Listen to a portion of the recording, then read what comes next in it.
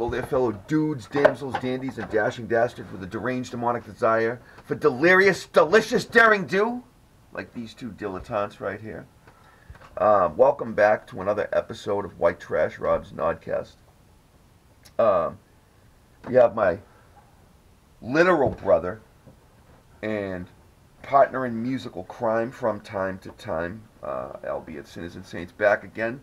Mark Lind from the Ducky Boys, Sinners and Saints, Dirty Water, Mark and the Unloved, and right now the best of the lot, the Warning Shots.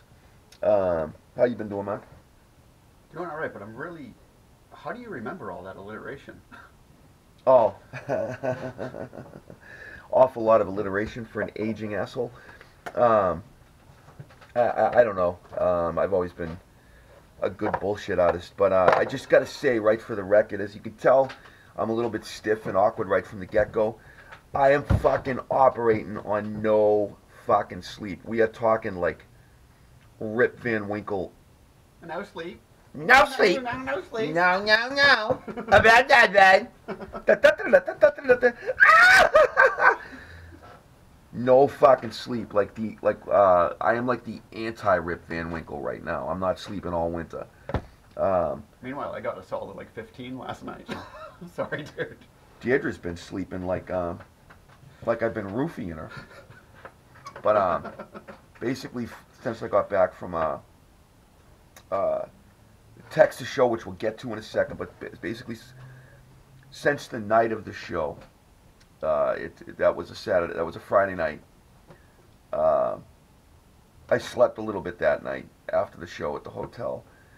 I have slept maybe 2 or 3 times since then, and I'm talking like an hour sitting at the computer. I'll wake up and be like,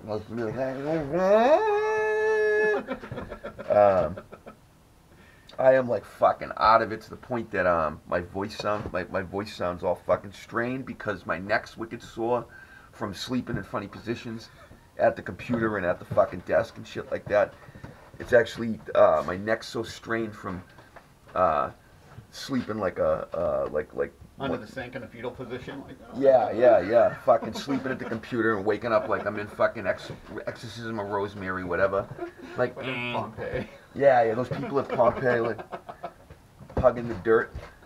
So, like, it's actually making it difficult for me to fucking speak, which I know, mark that on your calendars of fucking, the 7th seal is broken. Oh my God, Rob can barely talk. That's one of the 7 signs. So, the Texas show was fucking pisser. I mean, it really was. One of the best overall fucking experiences I've had with music in a long fucking time. Reminded me of the good old days, like when music's fun. It was just fun. It was a fucking blast. Hanging out with all the guys in my squad was a blast. They all had a fucking blast. Blasts all around. We were bum blasting and fucking face blasting, and I wasn't supposed to say that out loud, but it's just a really good fucking time. The show itself was fucking great. I want to thank Dan from Will to Live. He set the fucker up, and he was as good at his word on it. So if any of you guys get an opportunity to work with Dan, that dude is a solid fucking promoter, and they're obviously a great fucking band. Will to Live's been around forever. I'd also like to thank Willow and everybody else at the club that helped set the entire thing up. I guess the entire weekend went really well. We didn't get a chance to stick around for the second night of the show because a couple of my guys had to get back to work on Sunday. But 100 Demons played, Strife, Jabulba, and Sect. So it was a good bunch of bands. Quick shout out to Ed from Riff Wars 666. Ed, I'll be in touch. He videoed the show, and I did the Nodcast intro I actually did in the middle of the live set from the stage, and he got video of it, but we weren't able to get it edited up in time. But Ed, thank you for doing video in the show, and he did a really cool interview backstage on behalf of Shogun. That's kind of awesome, actually. Yeah, it was cool. I warned him ahead of time I was going to do it.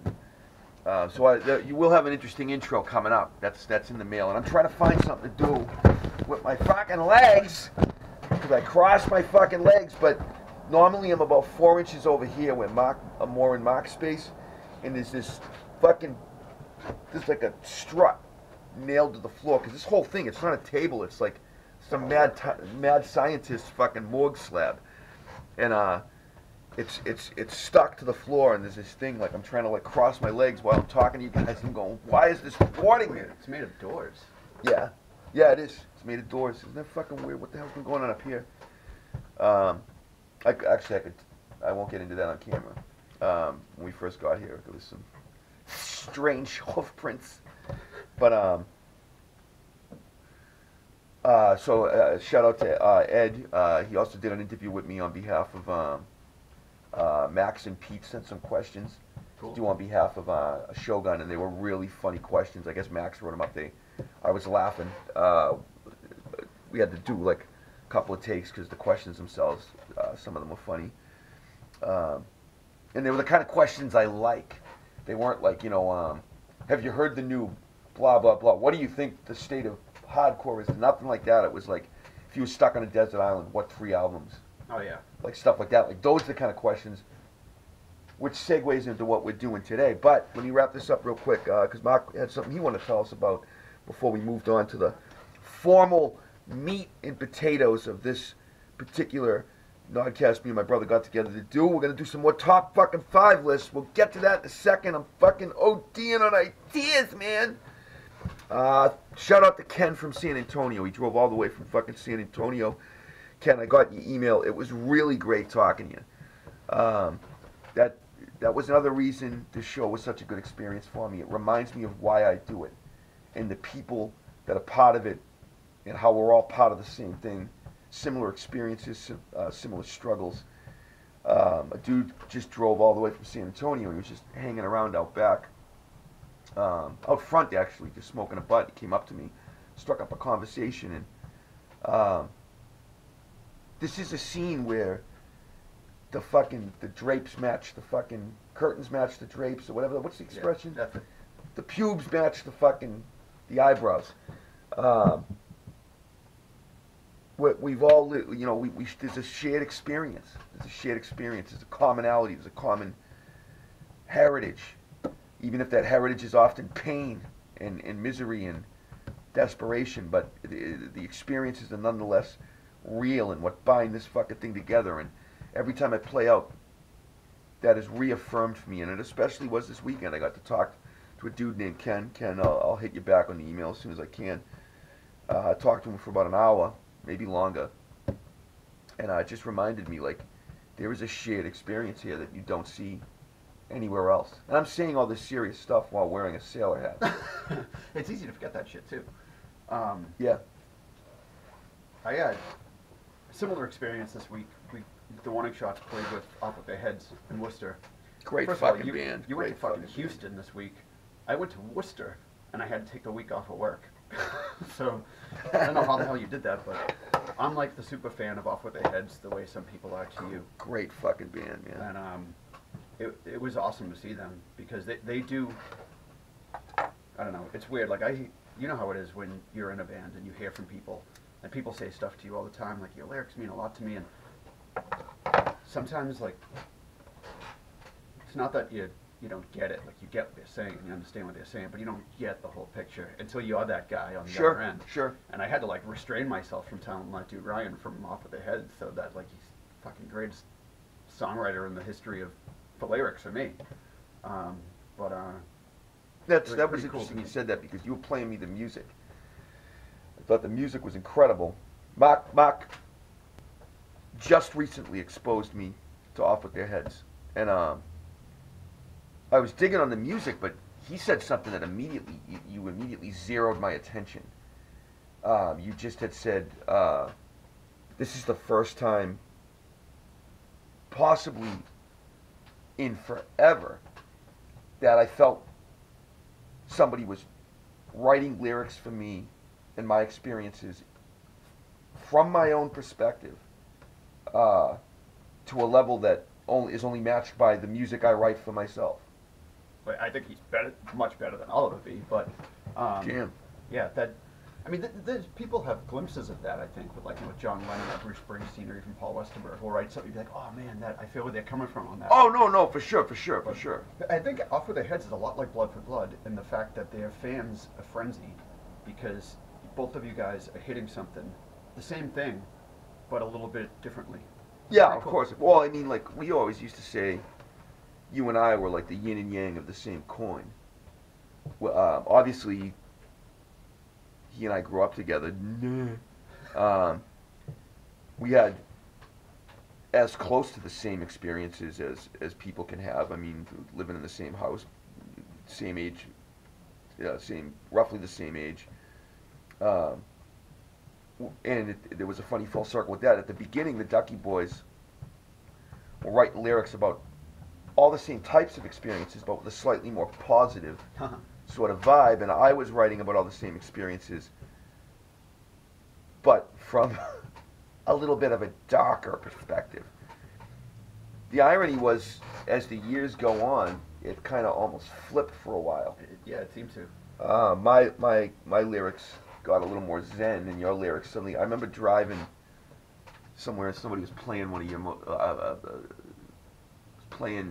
I was playing. Yeah, I was driving with Joe, Big Joe, and we're playing something. I think it was the Mark Lind album with Everything Falls Apart on it. Oh yeah. And I was like, when did my brother become infinitely more angry and bitter than me? Ah, I was like, I like practically like, give me your phone. You know what I mean? Like, dude, you all right? You need a hug? What the fuck is going on here? It's funny how those things come and go, but you were saying about I was saying I'm going to have to really digest. Like I said, I already loved what I heard, but with that level of lyrical recommendation, I'm going to have to dig in. Because lyrics, as you know, that's like of paramount fucking importance to me. Well, keep in mind that they're really specific in some ways, and they're also very vague in other ways, because the masses have to be able to relate, as we all know, to words. Sure. So. Well, you have to leave room open for it to not be just you. It can't just be, this dude can't just write to the people that have the same mental problems as him. There has to be somewhat vague so that everybody's like, well, I have those sorts of problems too. Sure. But when I heard the words, I was like, wow, he's able to articulate something I'm not. And he's tapping into something. But anyway. No shit. So his lyrics were good enough to be cathartic for you, and you're a natural lyricist. I don't know about that, but people do say do. that stuff to, presumably, the both of us. They say it to me all the time, and I'm just like, oh, cool, thank you. Yeah. And then when I suddenly wanted to be that guy to somebody else, I had to get a hold of myself. Be like, no, don't do it. But I was on my way over here, and I stopped at CVS, and I need to get your opinion on what you would have done in this situation. I was in line. Just gonna upset me. No, I was in line buying sugar-free Red Bulls because I'm an addict. And the woman in front of me, there were two old ladies, and one of them was like, is your name David? And I said, no. And she said, you have a twin out there. What would you have said in that situation right there? That's a good question. Probably, oh, cool. Okay, I said, he must be very handsome. These two old ladies started debating with each other about whether or not I was good looking. Like, right in your face? Right in my face. I was like, Edith and Agnes, I'm making a fucking joke here. Like, I can't miss that opportunity. I was like, he must be very handsome. And then, so I had to stop and be like, I was making a joke as a one-liner. I'm off of work this week. I'm an old prospector when I don't go to work. I look like a disheveled mess. I'm not really saying I'm handsome. Being ironic. Oh, me. Oh, But I had to explain it to them. Be like, okay, so I couldn't pass up the opportunity to say that line. I was too good. Yeah, and they looked at me like I'm an asshole. I'm like, well, it could have been worse. You could have been like, he must have a huge dick. 2.5 pound, 14-inch long nog. Yeah, I hate it when I say something like ironic that's clearly self-deprecating, and people interpret it the other way. Who's this guy think he is? Like, yeah. I clearly know who I am. I'm a fucking towny yuckmouth. You know what I mean? Like, I hate that kind of shit. And that type of shit, the message board hawker douchebags are Um, they're the fucking worst for that. Not reading the most obvious sarcasm and shit like that. But Yeah. I wish there was somebody else there to see that, because anyway. normally, if somebody initiates a conversation with me outside, I go like full fucking Rain Man on them. Like, yeah, definitely can't talk to you. Definitely can't talk to you. Well, that's the other thing I wanted to say. I wanted to be like, I haven't spoken to another human being in days. Yeah. Cut me some yeah. fucking slack here, Yeah, lady. my social cues aren't like, I'm like, yeah, you hear how inarticulate I am right now? Like, I can't, I'm like, We better cut to the chase before we lose you. yeah, seriously, I'm like, yeah, that was a good, all right, bury I him. just leave and leave the camera Yeah. on and you're like... Then in the background, some demon, like, crawling around, like the chair Crawling starts, on the roof. yeah, the chair starts going across. Oh, no. It's horrifying. Oh, God, Deirdre got me the other night. When I get wicked tired, I start fucking seeing shit. I'm serious as a fucking heart attack. I'm not ascribing... It's like your dreams come alive. Yeah, like, I'm not ascribing any significance to it. I'm not, like, gonna make a big revelation. I see dead people. Like, nothing like that. But I do see shit when I'm on, like, 4 or 5 days insomnia. Like, I'll turn and there'll be people standing right there, and I gotta jerk and, like, look again and they're not there. Or it was a pile of laundry or some shit. But, what was happening the other night? It was a couple of weeks ago. I was in the middle of an insomnia bout. And, I had been seeing some weird-ass fucking shit. Like, it starts to get worse out of the corner of my eyes. I gotta, like, do a double take. It's just probably your sensory interpretation's misfiring because you're basically at the point. And, a couple of the things that I had seen around the apartment that night, I was in a creeped-out mood because it's creepy shit. And it often involves a cat. Me and Deirdre talk about the third cat. We see a cat a lot. And it's not our cat. So I had seen the cat a couple of times. The quick, like, all it looks is just like a cat running real quick. What in the fuck? What are you talking about? That's terrifying. I would move out. Well, it was in fucking Bristol, and it was in Vanderwater. So this cat's with us. Some feral demon fucking cat. This thing better not follow me home. Yeah. Well, this is the part where the dork from The Conjuring goes, "It's not a cat, and it's not here for your litter. It's here for you." But if I'm trying to. There they are. Is that thing still on? Yes, it is. Good fucking question, though. Good question. I'll check the battery in a second. We've lost stuff. That's why he asked that. Staying on top of things. So I had seen a bunch of creepy fucking shit, and she'll exacerbate it. She talks about the little girl in the attic all the time, right as I'm going up there at 3 in the morning. Like, say hi to the little girl. Like, don't do that. But I was hearing meowing from the other room. Mewling. Like, "Ah." And I'm like, I made like a joke. I was like, I'm trying to explain what the fuck happened. I'm hearing the mewling, and I said something like, I'm on my way over to the door. I'm like, oh, Mitty's going nuts. Our cat. It's like, oh, he's going nuts in there. And Deirdre's like, Mitty's on my lap. And I was like, I screamed. I got to tell the truth. I screamed at Deirdre before I could control myself. I was like, shut up! I did. That's like a total fucking like natural reaction. Like, don't say this to me. I was in terror, and she had been building on it all night by throwing in other like creepy things, and like I was. Was the cat on her lap? No, the cat was in the other room mewling. Oh my god. That's why it was all the worse. Like, she just threw gas on that fire. But I was inside. I was like, shut up! And I realized immediately she was all like taken aback, like looking at me like, you're an asshole. And I was like, baby, I'm just terrified. I was like, I'm just terrified. That would tap into something primal, like a fucking caveman scene playing for the first time. Yeah, I freaked. I was like, what's in that room then? You know what I mean? Like, because what was coming out of the room sounded pretty feral. You know how unearthly screaming cats sound? That's what was going on, and all of a sudden she's Mitty's on my lap. I was like, tweet, tweet, tweet. But all right. Is there anyone else? And obviously, my state of insomnia. I'll catch up with everybody on the social media. There's been a lot of people in touch in the wake of the shows. For a variety of different reasons, I'll catch up with everybody. I just had a sleepless couple of days, and just trying to get back into the fucking swing of things. Am I missing anybody else? No, I've got everybody I wanted to say what's up to. Ran into one of the Pride Kills guys. Fucking great seeing him. Did a quick interview with him. He's going to send me a copy of the footage as soon as he gets it together, and I'll link it somewhere. You guys will get to see it on the social media. But it was just great seeing him. I hadn't seen any of those guys in 10 years. One of my favorite bands to tour with. Those guys were fucking maniacs. They'd be throwing each other through fire. I remember literally at Captain Cave's place. We were standing in their office after the show, and those guys were like wrestling around. And Jeff came into the room and was like, "Those guys are animals."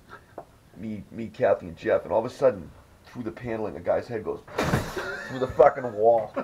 They were wrestling so hard. He's like, "Oh, pardon me, y'all." Takes his head, like got blood running down his face. It was literally like something from a comedy, like Revenge of the Nerds. Like, those guys are animals. It's the end of Joyce. It'll surprise you all. Fucking machine took my quarter. Yeah. I listened to the fucking song. I actually got to do that to somebody. No way. It was like, I went to the Welch Boys listening party, and Mark Powers from the Welch Boys came up and started to try to talk to me while I was listening to their song, and I got to scream that in his face. That's and awesome. He knew it. He recognized what the fucking quote was. Did you do the rep thing and turn away? That was one of the greatest moments of my life. That's fucking awesome. All right, so was there anybody else that wanted to fucking catch this thing? I take these things very serious. These thank yous and shout out lists. I think that's about it. If I'll shoehorn in somewhere else, we're gonna take a quick break. Oh, and this is what the reaction to the top 5 lists. Was one of the most, what do you call it when a bunch of people dive in and start throwing fucking shit around? Not free for all, like the reaction.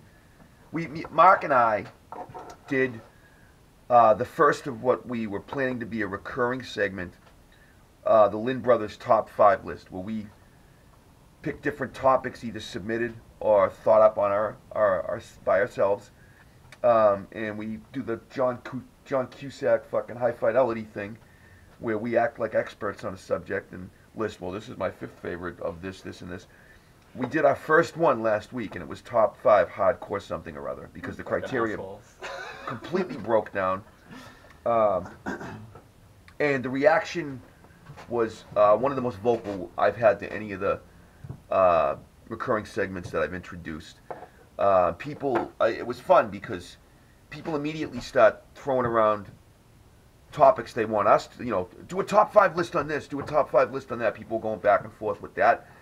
But the other part that's fun about it is people start listing, but people were responding with their own lists, and that's where it gets kind of fun because you get to, I forgot, I can't even, goodish, good reaction. It went goodly. It went good, yeah. That's what happens when I don't sleep. The first thing that goes is my impressive vocabulary. So, take a quick break. We'll come back with the top 5 list from the Lynn Brothers. See you in a second, guy. I got pissed like a Russian fucking llama. The sign in the road says we're going nowhere. Oh yeah!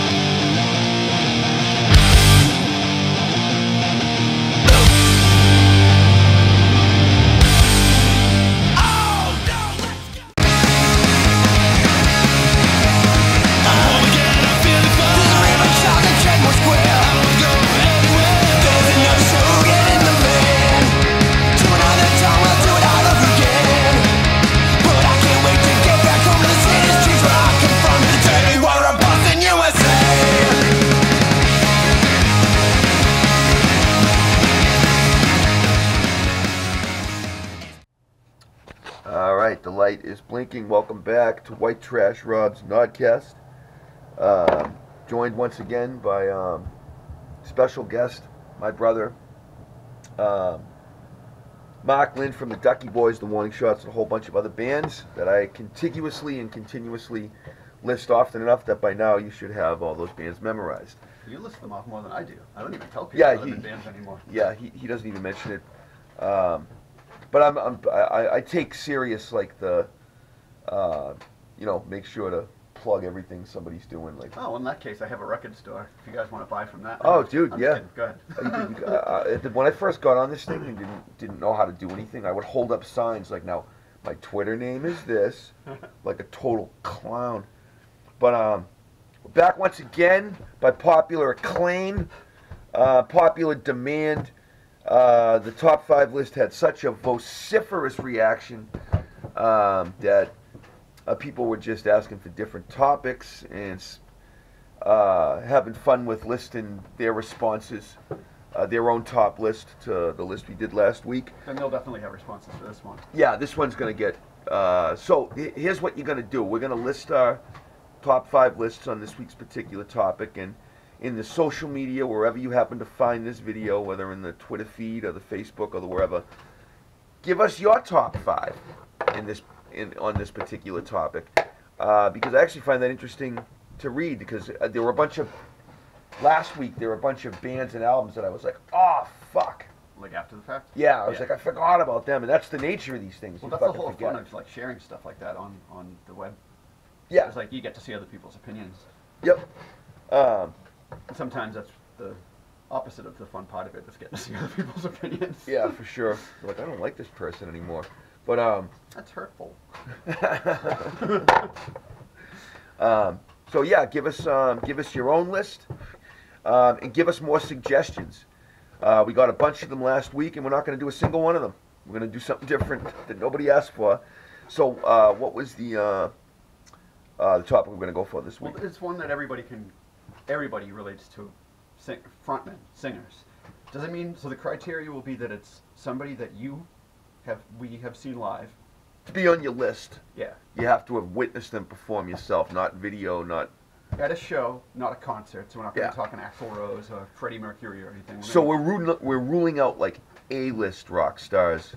We're keeping it within our collective world, and you know what I mean. The punk rock, street rock, hardcore, even metalcore, if Yeah. anybody falls in there, even heavy metal and shit like that. But basically like club-sized and below. Yeah. Now, personally, for me, I consider a frontman to be somebody who's not playing an instrument, but some people don't see it that way. Yeah, that doesn't necessarily have to be. I don't necessarily agree with that. People definitely call Tim Armstrong Rancid's frontman, but I see them as different singers, guitar players. So I focus more on just free-handed singers, but whatever. That one's not critical to me, but in the case of Rancid, there's no one face to that band. They are definitely like a musical unit. Though it is widely known that Tim is there. He does the most of the songwriting, but they all do contribute. I believe so, yeah. Yeah. Okay. Any other criteria to this?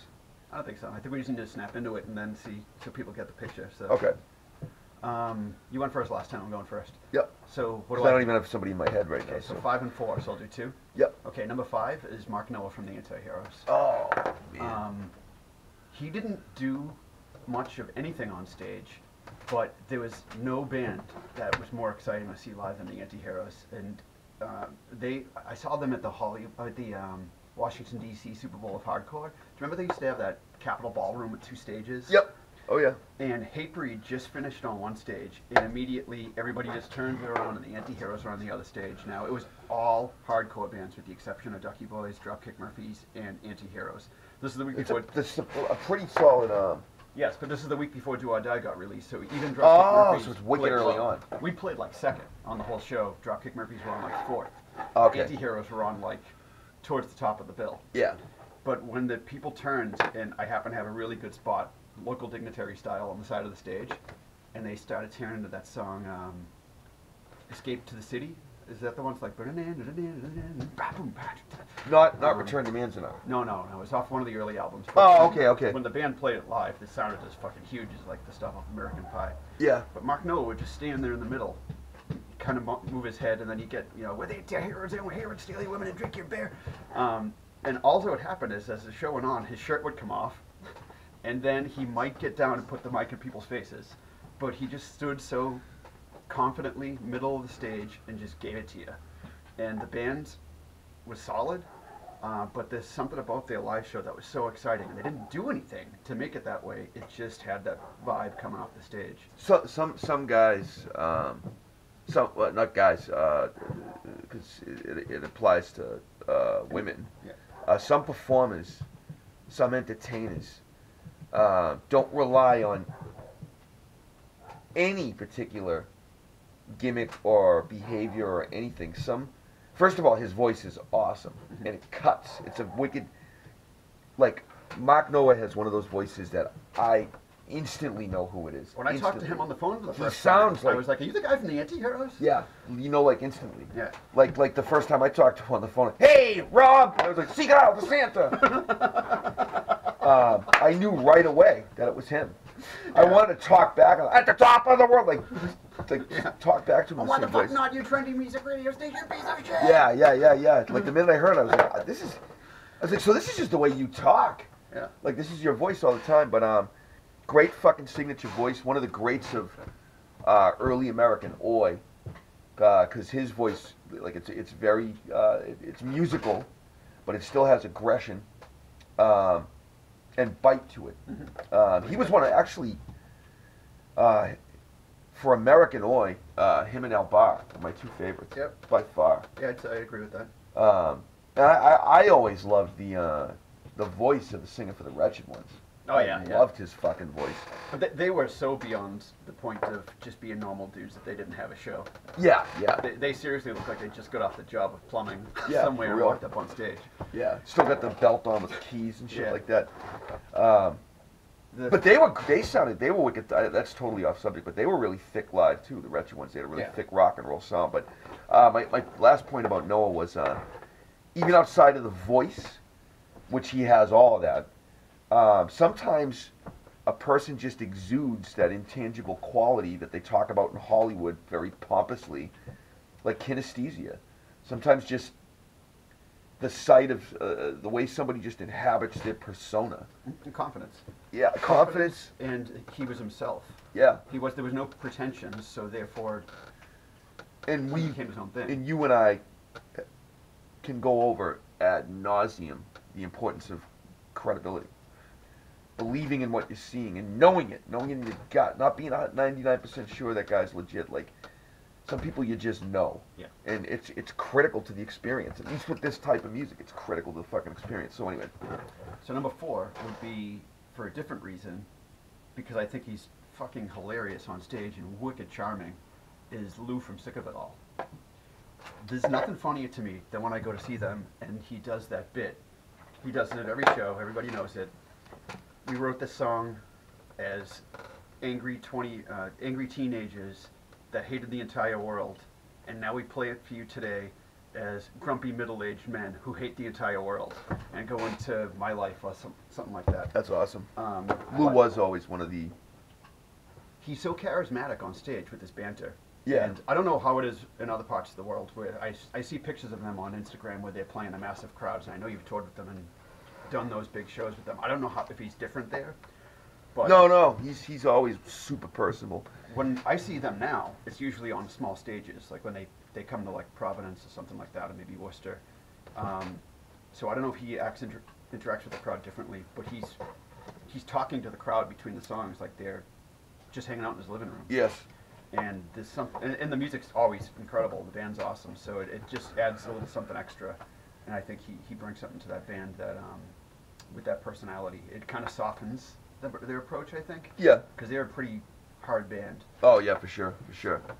Yeah, I think what you're describing is the fact that Lou was one of the first, and I don't mean character as in caricature, but he was not just a faceless grr guy on stage. Like, personable, funny, with that, again, super unique voice. Like, he sounds like Lou all the time. But here's the trick with, there's a lot of, well, maybe not a lot. I don't know what the ratio is. I don't have the data in front of me, but there's a lot of personable frontmen, but the thing about Lou is that you get to know if you get to know him.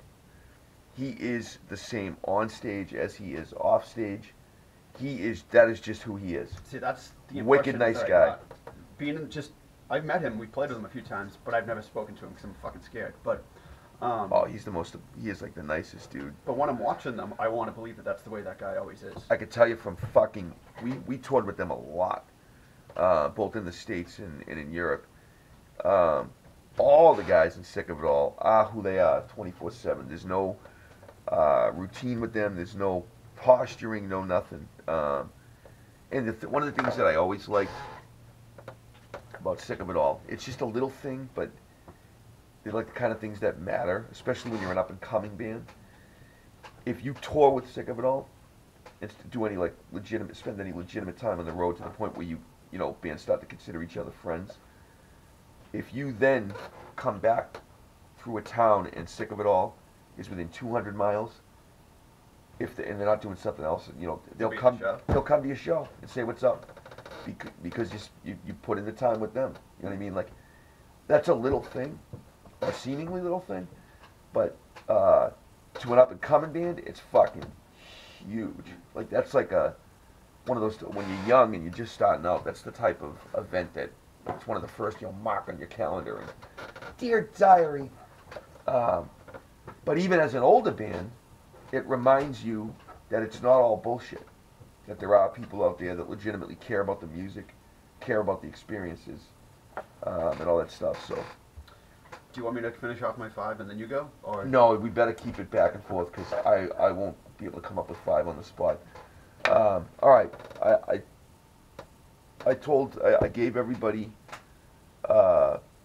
the rundown on my mental state right now. What's the line from fucking I'm in Neo Maxi Zone Dweeby? Fucking, I am like out of my fucking mind right now. But all right, so I'm co-signing Lou and Mark Noah. I'm just gonna try, for the sake of variety, to add different people to my list. But I am definitely signing off on Lou and Mark Noah. Ironically, I like them for the same reasons, and I consider both of them personal friends. Like, I actually genuinely like them in person, in addition to their frontman, their stage persona. All right, I'm gonna start. My list isn't in any order. Okay. I'm gonna start with somebody who I absolutely did not know personally, outside of like a couple of quick conversations. But I loved. He had a huge effect on my own stage show. And he was a guy that I looked forward to watching on stage and hearing what he had to say as much as I did going to see the music. And let me tell you, that says something, because the music meant a fucking lot to me. Pete Steele from Type O Negative. Okay. Pete Steele from Carnivore and Type O. I never saw them, but anybody that has seen them that I know has said that they were unbelievable live. Well, first of all, I mean, this is subtopic or parenthetical to this particular thread or topic, but they were incredible live. How Type O Negative turned a bass, a guitar, a set of drums, and a keyboard into this soundscape, this huge, lush, beautiful, organic sounding soundscape is amazing to me.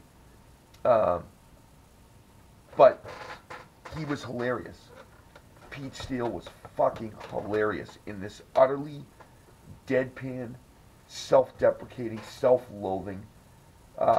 There was never a Type O Negative show that I went to, and I saw them a lot, and I'm glad to have seen them a lot.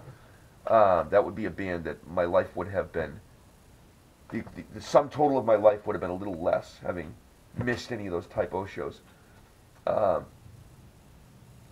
was never a Type O show where I didn't, like, slap my fucking thigh at some point, like, point and fucking laugh and thumbs up, even though he couldn't see me. Like, he was fucking hilarious.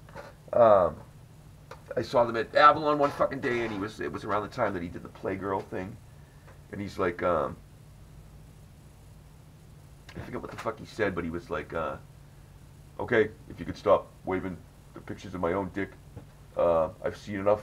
I see it multiple times a day. And judging by the looks of the horror on the faces of the security, they've seen enough of it now too. And he did this other skit that same show. He's like, hey, you slam dancers down there? There's a lot of beautiful girls in this audience. I'd like them to stay beautiful if possible, at least until after the show. So if you could take it a little bit fucking easy. And he's like, and then he said, he waits because the audience was like sort of like nonplussed. He's like, I'm just concerned about the girls. I don't care what you do. Because he didn't. Like, his whole thing was, so later on he comes back to what he said. Listen, I told you fucking slam dancers that we don't advocate fucking violence. We fucking demand, and they go into the down, we demand it. It was fucking cool. But he just had this deadpan fucking, everything he said was hysterical. People would spit at him and be like, yeah, you missed, loser. Like, just, he was fucking hilarious. That's pretty good. Yeah. And he was such an, again, even beyond his personality, the dude was like this 7'2" fucking Scandinavian war god. You know what I mean? Like, but here's the other reason, and I have to say it because it was critical to the experience. That guy was one of the few fucking guys that dabbled in the topic that, coming from somebody that knows the topic as intimately as anyone on earth, when he wrote about depression and suicidal ideation, I knew he was legit.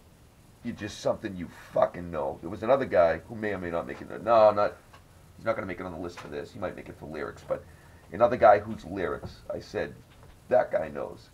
For depression. Depression, mental illness, anger, hate, the way anger and hate can wreck your lives. When he would traffic in these topics, I knew he had legitimately been there, that this was coming from somewhere real. Because so much of heavy metal and hardcore is posturing darkness. Yeah. His was legit. That was, like I told you, lyrics and credibility are of paramount significance to me. Another one that had that, okay, he's legit on the topic of depression, was Mike Muir with like the suicidal tendencies. Particularly from How Can I Laugh up through like a Nobody Cares song. Yeah, yeah. Out of Rebellion? Out of Rebellion, but that's the bandwidth or the frequency, that time, that run of albums from. Yeah, when they had Rocky George. Yeah, basically. They basically, were yeah. awesome at that point. How Can I Laugh up through Out of Rebellion? Those are the best, some of the best lyrics on depression, loneliness that you'll ever hear in your life. But that was an important element with Type O and Pete Steele, was I believed him. It was important. In addition to the fact that he was hilarious. So Pete Steele. Now we're in uncharted territory because I haven't given this thought. From our world,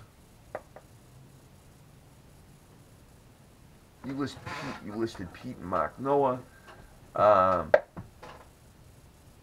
right, now we're going to go in an entirely different direction for me. And again, this is in no particular order, but this is just from, now we're getting into territory of frontmen that I analyzed because I wanted to see, can I get anything from this guy?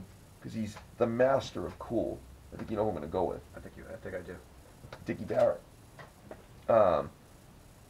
That dude, the Bosstones is this huge entity on stage, yet he stays the front man. Not that he's stealing or stepping on anybody else, but he is just the visible vicar of that. The host. He is. He's the MC. He's the host. And he commands your attention. He commands your eye. And I noticed something about him because we'll probably get into the opposite. It's opposite. Dickie doesn't do anything outrageous on stage. He does little things, crucial little things. Crucial little things. Now that's where the rubber meets the road. I actually broke it down. Like, what is he doing? But before I kind of analyzed it, I would just watch him and see he's also funny on stage. Can be really funny, super confident, all those things. But that's all just frontman stuff. He's cool all the time. Everything he does is like cool, comes off as cool. So he was actually a frontman that I analyzed because I would look at some of the other like hardcore front guys that were like doing backflips and fucking triple spin kicks and stuff like that, and like bounding around. And I think that shit's cool. I'm just too fucking out of shape, and I smoke too much to ever be able to do it. So I needed to assess the guys that weren't acting as crazy on stage, see what they were doing. Dickie just does really cool shit, and it's deceptive. Like, you know, he'll just throw like a light kick. Yeah, Something just like like that. like snap or like a Or like a he punch. does little things. Actually, Dickie's would be my number one pick. So Oh, okay. we kind of combined this. I'm gonna fucking jump on this topic because I get a lot of opinions on him. He does little things like Ben Carr will be doing his dancing or whatever, and Dickie will sync up with him for like 2 seconds. Yeah. And then he goes back to what he was doing. You're like, did they fucking rehearse that? Yeah. Or like, how did they do that? Yep. Or Dickie, you know, Ben is a huge part of their show, Yeah, he is. and Dickie doesn't in any way interfere with that. He just complements it. Yep. And like he'll do a thing like when they're playing like you know, they'll go into like Rascal King. So it starts like bam, down, down, down, down. He'll throw an arm back and be like bam. Yeah. And that's it. It's Yep. that simple. The tie flies a little bit. All the sunglasses might come off. Yep. But he's Flourishes. Yeah. Flourishes. But he's always confident. He's always cool. He's got the mic there, and he has the sunglasses on. And but when he does like when there's any dialogue and he's talking with Joe Gittleman, it's like you know them.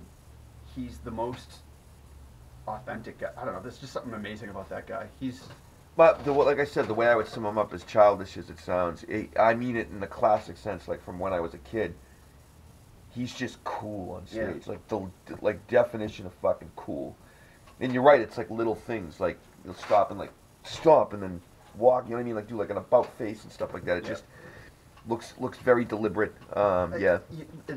That's the thing, is it looks deliberate. It looks like they rehearse on a soundstage, like the way Poison did in the 80s or something. Because how do you fucking practice that shit? And they don't play that much. They do the December thing, and they do something in the summer usually. Yeah. And he's always got it. It's like they're not rehearsing these bits. I can't imagine that they are, but No. it just Well, happens. It's I was going great. to say, like, with Blood for Blood, after we were on tour for a long time, like a couple of years with the same lineup, we had certain things happened. We never planned it that way, but like Revenge on Society, like when it would go to the me and Ian would like crisscross each other and like double sword cross in front of the drums and stuff, and like jump off at the same time. I remember some of that. None of that shit was planned. It's just It accumulates over it time. accumulates. Yeah, it just accumulates. I get that vibe a lot from Sick of It All because they are relentless road dogs, and you do see them like what's the name of the guitar player? Pete. Pete's brother. That dude, even when I was a kid, I was amazed by how crazy he Yeah, goes. he flies off the handle. And he still does to this day. Like double fucking spins, like fucking super high fucking jumps. Like that dude goes nuts from beginning to end. That dude also deserves a fucking Oscar for his acting in that video Ian did for them. I think the song is Defo Jail, when he's in the backseat of the cop car and he's screaming. You gotta see the video. Oh, I gotta check it out. I haven't seen it. But yeah, so we'll just leave Dickie there. He's fucking fantastic. He's my Okay, number so, one too. so you want to have counted what you said about him? yeah, so Okay. we won't have to. I won't have to do 5. I'll just do 4. Okay. And the other thing too is like we're not. I wasn't structuring mine in any particular order. All right, so back to you now. All right, so number 3. Yep. Mike McColgan. Mike is Oh, all right. fearless on stage, and I don't know how he does it. Like I saw them play their first all ages show, and I remember Mike. He was turned around facing Jeff on the drums because he was so nervous. Do I still got this fucking sailor hat on? Yeah. That was supposed to be a joke at the beginning. I wore a wicked fucking gay shirt. I mean, not gay as in like, I mean literally homosexual. Because Turbo Negro is gay. Or at least That's some of their them shtick. are. That's their shtick, yeah. So I wanted to wear something flamboyant, that's all. I forgot I had the fucking thing on. Thank God I'm not talking about depression right now. You were a few minutes ago. Yeah. So I can straighten this shit out. Okay, sorry, go on, sorry. Mike It just McColgan. dawned on me. He's fearless. The first time I saw him play, he wouldn't face the crowd.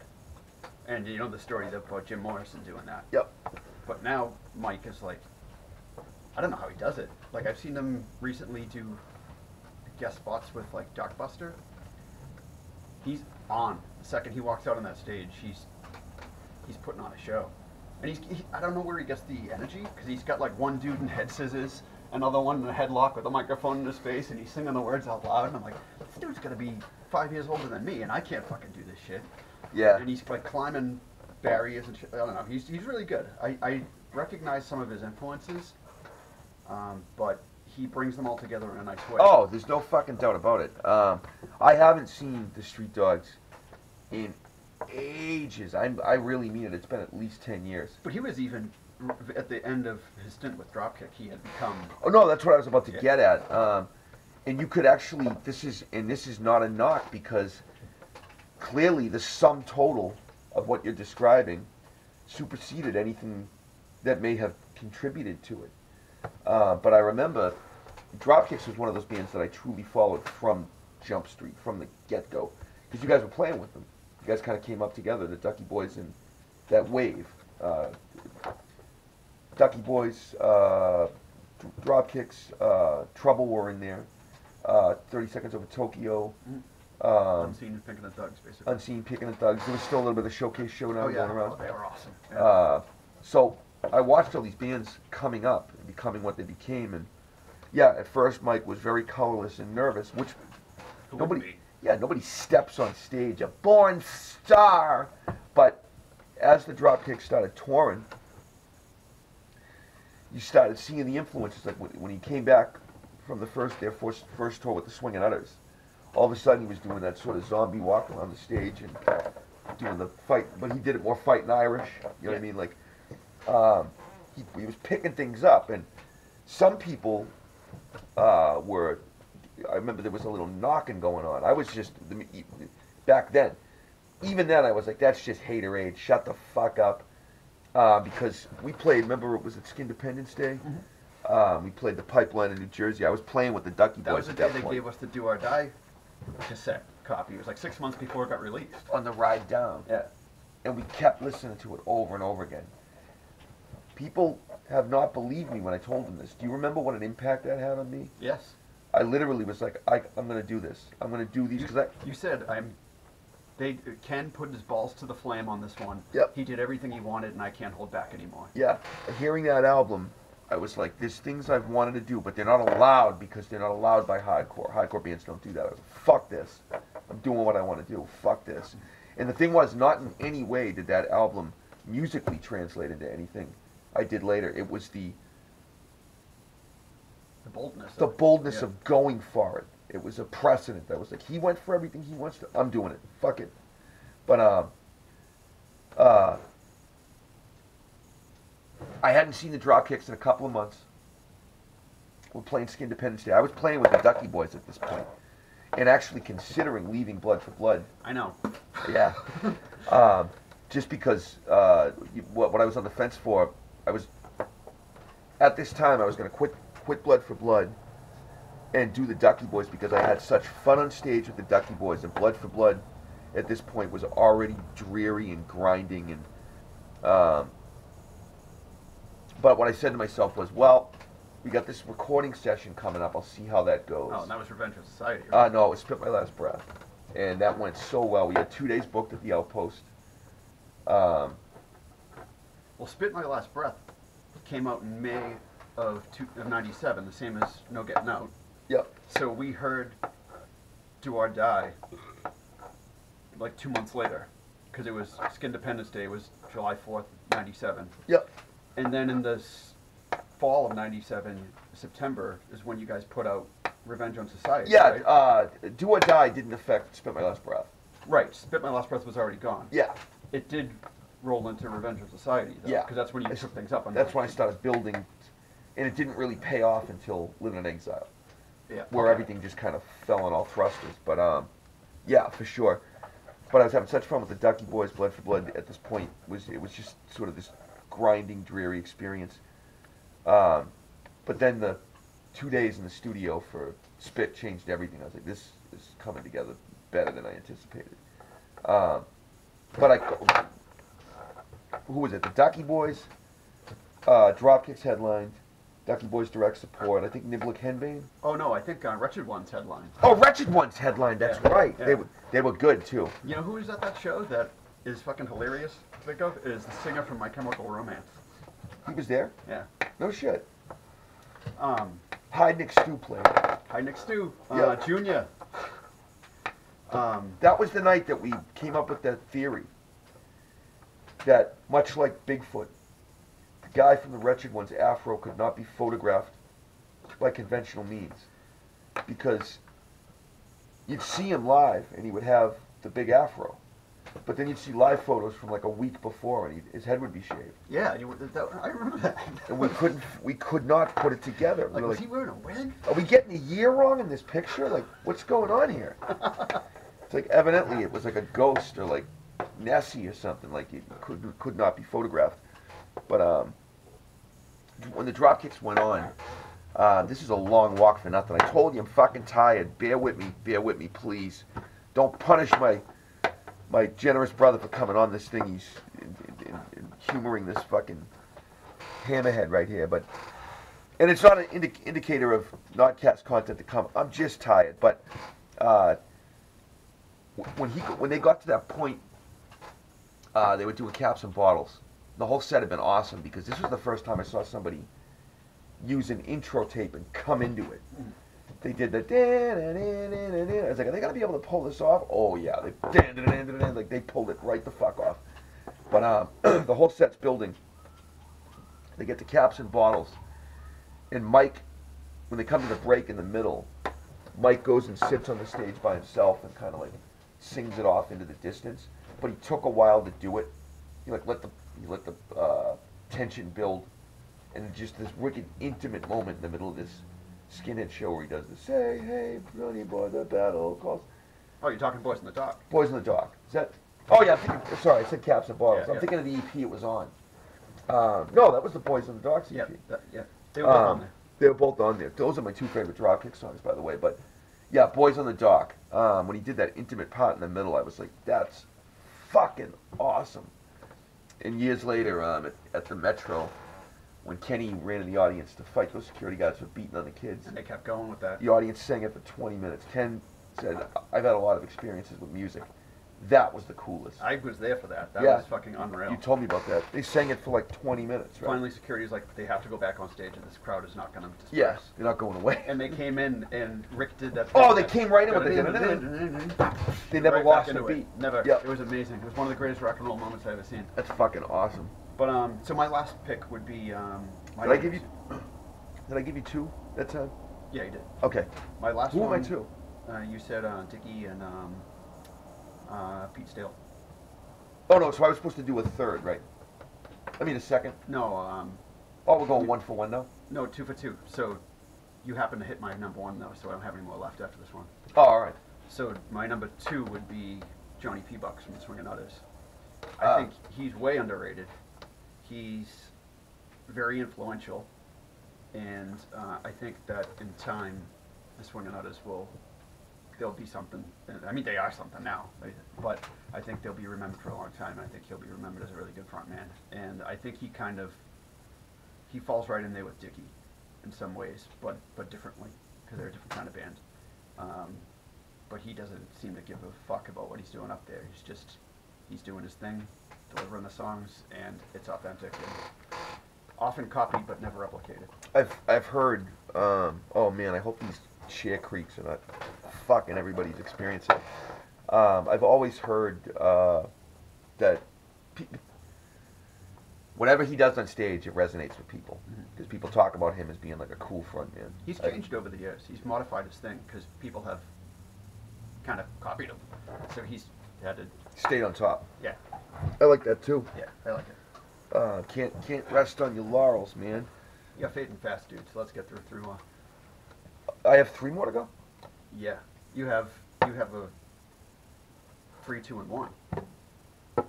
No, I had Pete Steele. Yep. Dickie Barrett. Dickie Barrett.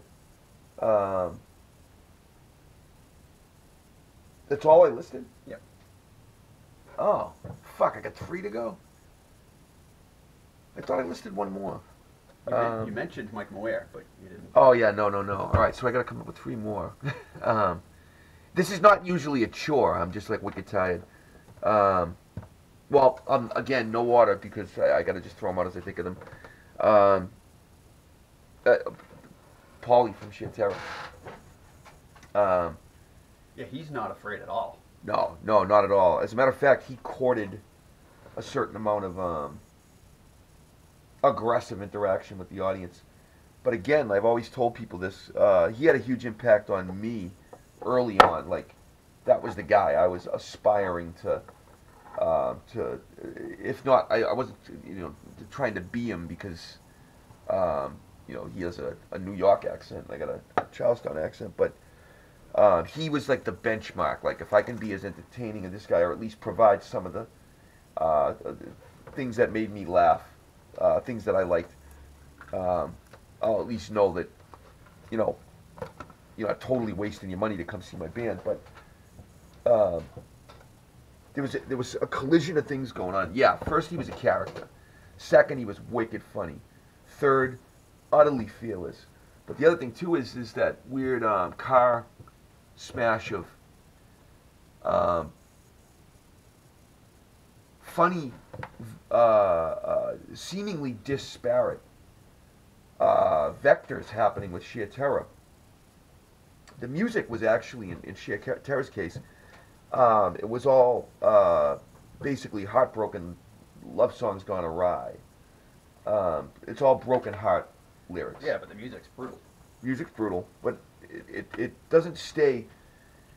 The first album, Just Can't Hate Enough, there was a lot of like blatant hatred on that. Like, that was like a hateful album. Like, a lot of it was about the existential condition of being filled with hatred, which I can relate to. But there was, even then, a lot of it is just like broken-hearted love songs, gone awry.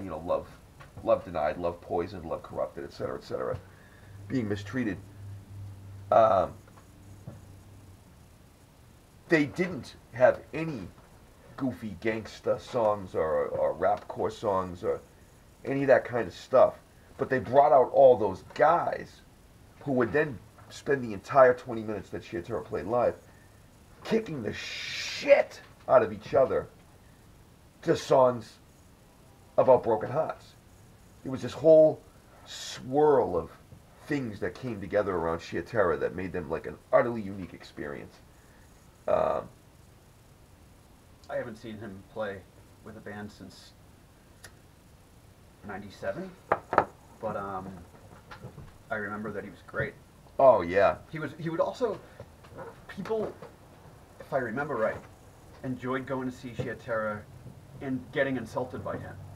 If you could get ranked down by Paul at a Sheer Terror show, they'd be people like smiling like, yeah, he ranked me down. Like, well, people would deliberately give him a hard time to get him to flip out, but he did it. He didn't actually get mad. No, he would just be like, yeah, fuck off you, and he would just size you up and judge you, dress you down in front of everybody in like 3 sentences, and you're like, oh. One of I'm never gonna look at that guy the same again. one of my favorite was because he would often be hammered. The other thing I loved about him too is he would court. He would try to find like cocaine connections while on stage. Nice, yeah. Like, I'm not kidding. I need a fucking Boston's the one town, so anybody want to make a couple $100? Meet me at the fucking side. But I remember one night in the silence in between songs, it was like, "Hey, Paul," and he's like, "What?" And he's like, "Fuck you," and Paul's like, "Fuck you, yeah, fuck you." He's like, "We've been advertising this show for 4 fucking months. You had 4 months to come up with something."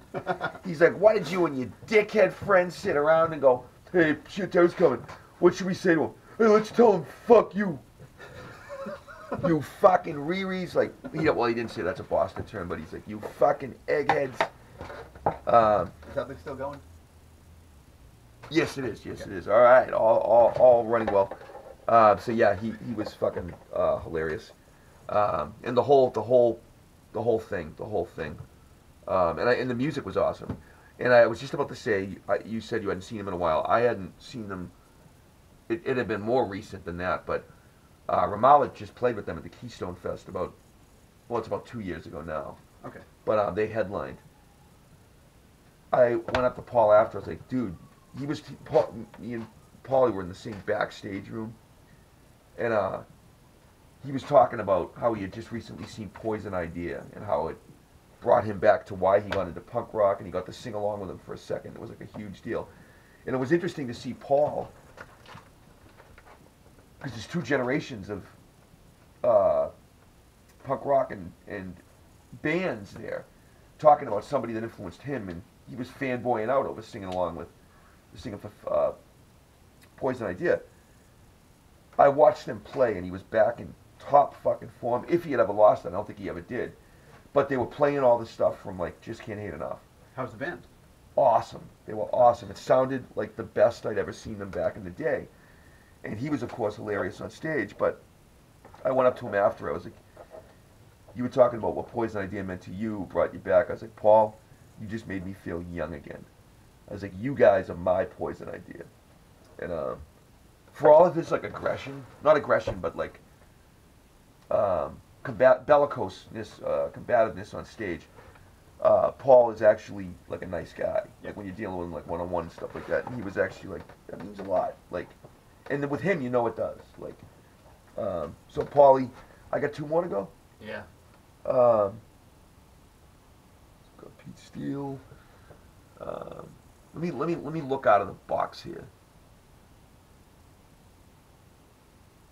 I am like drawing a fucking blank right now. I can throw you a fucking pitch. Yeah. Freddie Madball. Oh, sure. I wanted to bring him up for a reason. There was Dickie and Mike who were doing minimalist stuff to look really cool. All right, this is the reason Freddie has to be in this conversation. He has to. Whatever you may think, even if you're not a Madball fan, and I am and was, but if there is one person that visibly sums up New York hardcore at its best in one live show, like in just like their stage moves, the way they act on stage and stuff like that, to me that will always be Freddie Madball for sure. And he's the opposite end of the spectrum from. He's like a whirlwind of activity. Like he jumps around, he goes crazy. But the thing is, for all of his like running around and jumping and stuff like that, it's to the beat. Oh yeah. Like when he jumps up like on the mics and like on the wedges and like says like 2 things and like spin kicks off and stuff like that. It's all like this constant. It's to the music. It's fucking cool to look at. I knew them. They were always a band you weren't too, but you might remember that you brought me, you and some of the other guys in the band brought me to see them when I was like 16 at Local 186. And Was that when Downset played? Yeah. So I brought you to one of the most violent shows. No, it wasn't that one. I'm sorry. Okay. It was when Honky Ball played. Okay. So you guys were talking about them, about Freddie Madball and how he was incredible on stage, and I had to see him. And you were right. Everything about him was incredible. Complete confidence. I didn't find out until about 2 years ago. He's only a month older than me. Yeah. So I was 16 years old, seeing this band for the first time, and I had to be there with my older brother because I wasn't safe to be there. And the dude up on the stage, He's doing it since he was like 8 or yeah, 9. he had all that experience and he was the same Yep. age as me. It fucking blows my mind. I just assumed he had like 5-10 years on me. No, if there was ever, if you're just talking like metaphorically, and in many ways literally, that dude, like I said, visibly his energy, his style on stage sums up New York hardcore. But he is a child of New York hardcore. Like if anybody can lay claim to being like, their life has literally been hardcore, it's that dude. His older brother's Roger from fucking Agnostic Front.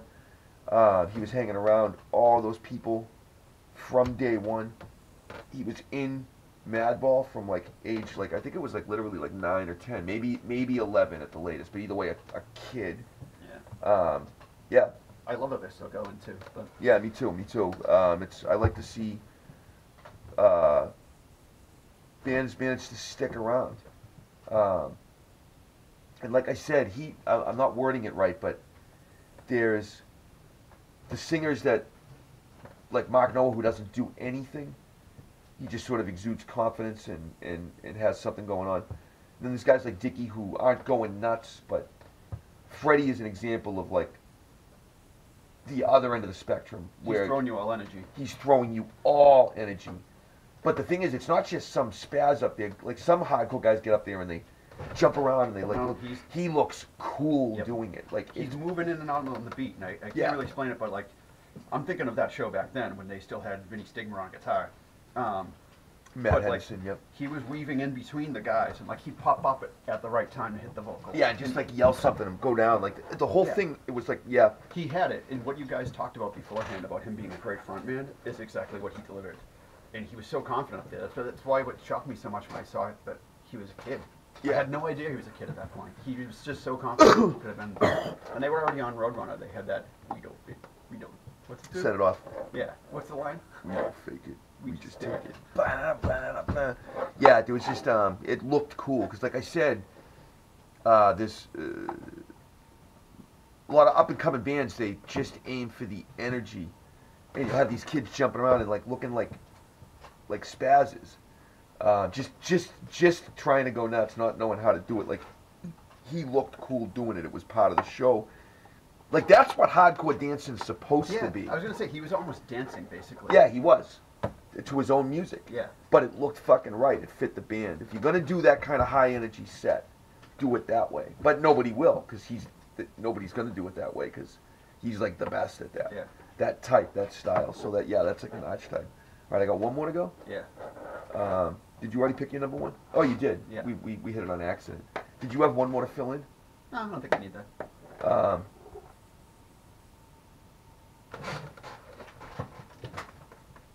All right, I'm gonna. Even if I gotta just to meet the. Careful there. Something just went wrong. I've never leaned on that before. You learn something new. Just to meet the criteria, just so we don't lie and advertise. I'm trying to cast my fucking brain around.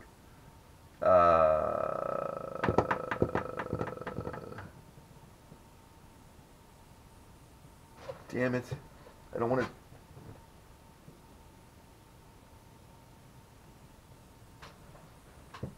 Who's some other ones, even if they're not on your list? Alvar. Oh, yep, Al. But I lay it on thick with the bruises a lot, so I'm Yeah. trying to give them a break. Yeah. All right, no. I'm trying to pull one out of my ass, like something that I saw that wouldn't be my normal, sort of within a. Well, it's always like Glenn Danzig or something. Yeah, Dan's could be on there. Raybo from Bone Crusher was fucking great. I've never seen that. We had them on a show. We had an off night from the Fear Tour, and nobody else would let Bone Crusher on any of their shows, because out there they're called the Bar Crusher. That's their nickname. So we loved them. I mean, we fucking loved that band. That's one of the bands that we listened to constantly on the fucking road. Ian was always pushing them. Yeah, I mean, we listened to Still them. does to this day, actually. And the thing that was great about Bone Crusher was, at that time, there was so many bands singing about Augie and aggro and stuff like that. You'd meet them and they'd be like banana skins. They'd be like, Oh, peel it off and it's soft on the beat? yes, peel off the outfit. Yeah, exactly. The Bone Crusher guys were legit. They were everything they said they were. So I could go with Raybo. Biohazard was great live. Yeah. They were great live.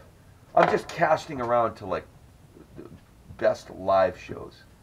Oh no, frontmen. All right. If I gotta do a fucking addendum, I'll do it. I'm real tired. Okay, so maybe we'll leave it at fucking that. Yeah. Do that for now, and then Yeah. next time we'll just We picked this out of like a hat, like right before we fucking went on. So the sailor hat. yeah. Yeah. Okay. Oh, actually, Hank from Turbo Negro ain't all that bad. Now that you mention it. Yeah, he was fucking great. Angry Anderson was fucking awesome on stage. Rose Tattoo. I can't believe you met that guy. You never fucking told me. He was fucking really cool too. When that dude sent me that email, I was like, tell Rob it's the guy that introduced him to Angry Anderson. I wanted to write back and just say, excuse me? I Why never- has the story never been told to me? I never mention things like that. I never think of those things. That one was noteworthy to me. It was. There was another thing that night with one of the Turbo Negro guys. Just because another band on that festival was giving them a hard time. Really? They were like a metal band. They didn't know what Turbo Negro was about. Okay. Now everybody in my band loved Turbo Negro. I mean, we listened to those albums fucking constantly. So I asked this band to take it easy. They were like, "Come on, they're a bunch of blah blah blah." I was like, "Look, we like them, and they're nice guys. Like, don't give them a hard time." They're like, "Okay, cool." I didn't know any of the TN guys had witnessed this exchange because I kind of pulled the loudest one aside. And right before, I won't call him out on which guy it was. One of the TN guys came up to me and was like, "Thank you, White Trash Rob." Before he went to. I just hope it was Happy Tom. Yeah. It was cool. All right, so that's our list for now. Top 19 candidates. You got 4 from me. You got 4 from Mark because I doubled up. No, you did end up doing 5, but you got some stuff. Yeah, you can work with that. Yeah, you can work with that. All right, so that was this week's top 5. We'll try to come back and do this again. Like I said, leave your own lists in response to ours, especially if you missed anybody. Oh, once again, fucking Josh Brannon from fucking Negative Approach. Oh, I saw them with Sick of It All. Then, it's not. Don't kill your career. You'll have a lynch mob. People enjoyed them, Yeah. and I was experiencing them for the first time.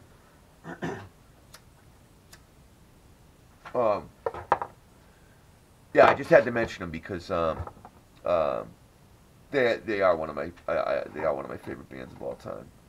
Negative Approach.